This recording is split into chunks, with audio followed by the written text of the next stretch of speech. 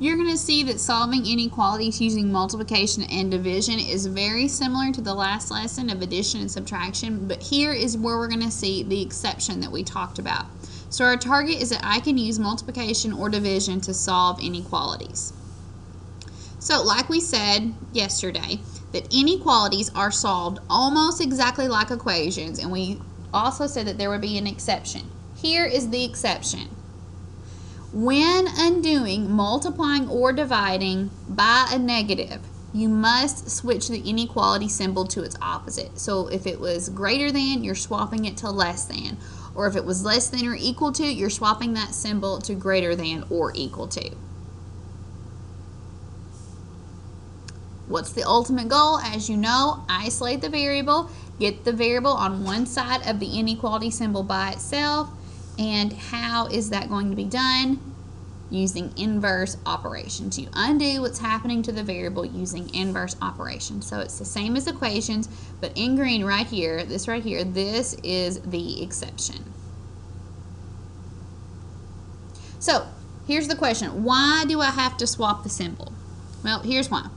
Take, hang on, yeah, that's what I'm looking for.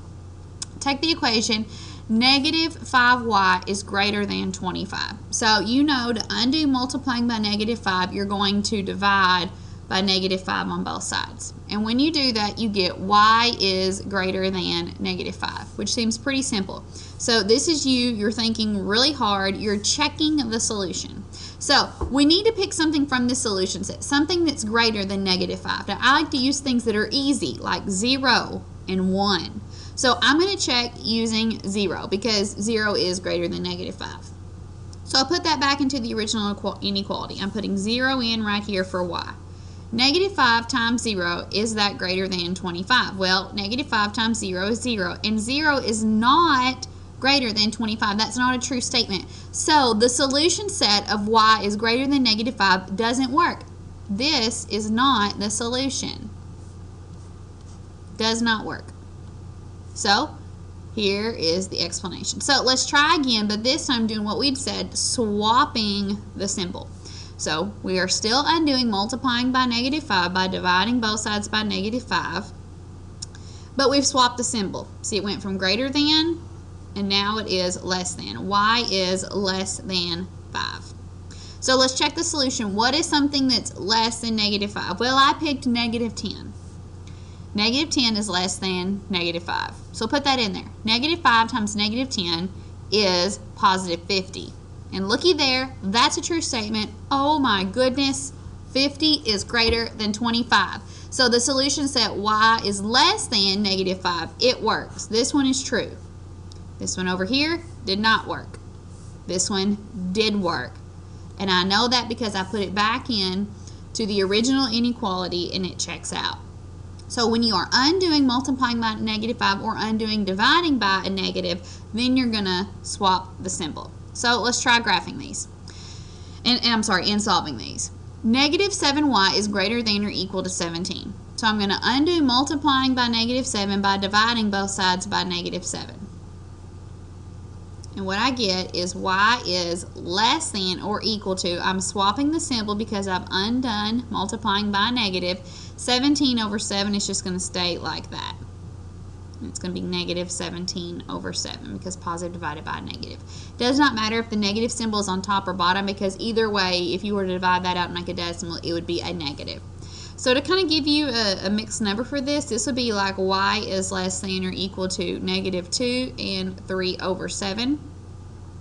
So to graph that, I'm going to make this 0 and I'm going to come over, every 4. So 1, 2, 3, 4, that's going to be negative 1. 1, 2, 3, 4, that's negative 2. 1, 2, 3, 4, negative 3. Now when you make your number line, you wouldn't have to go over every 4 notches because your number line isn't pre-made. You're starting from scratch. So you can just kind of spread it out with a dash here, a dash here, a dash here, and so forth. So negative 3 over 7. 3/7 is just a little bit less than half. So the halfway mark will be right here. So it's going to be just a little bit shy of there. It's going to be a closed circle since it is or equal to and it's numbers that are less than. So I'm shading to the left. Okay, now let's put something in there to check. Let's see this, make sure. So what is something that's less than negative 2 3/7? Well, how about negative 5? That would be like way over here. Negative 7 times negative 5 will be positive 35. 35 is greater than or equal to 17, so that checks out. Okay, let's go to the next one. Negative 12 is less than 4a. I'm going to undo multiplying by 4 by dividing by 4.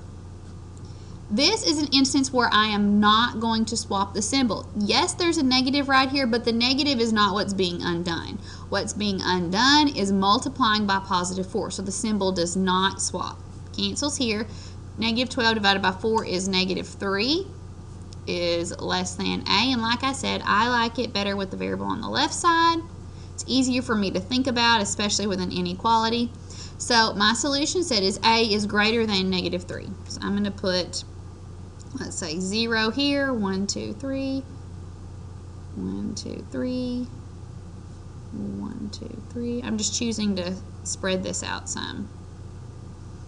Okay, so greater than negative 3, so I have an open circle on negative 3, and it is shaded to the right. To check my solution, I'm going to pick something that is greater than negative 3, like, oh, how about 0? That's pretty easy. If I put 0 in here, 4 times 0 is 0. Is negative 12 less than 0? You betcha. So that is the correct solution.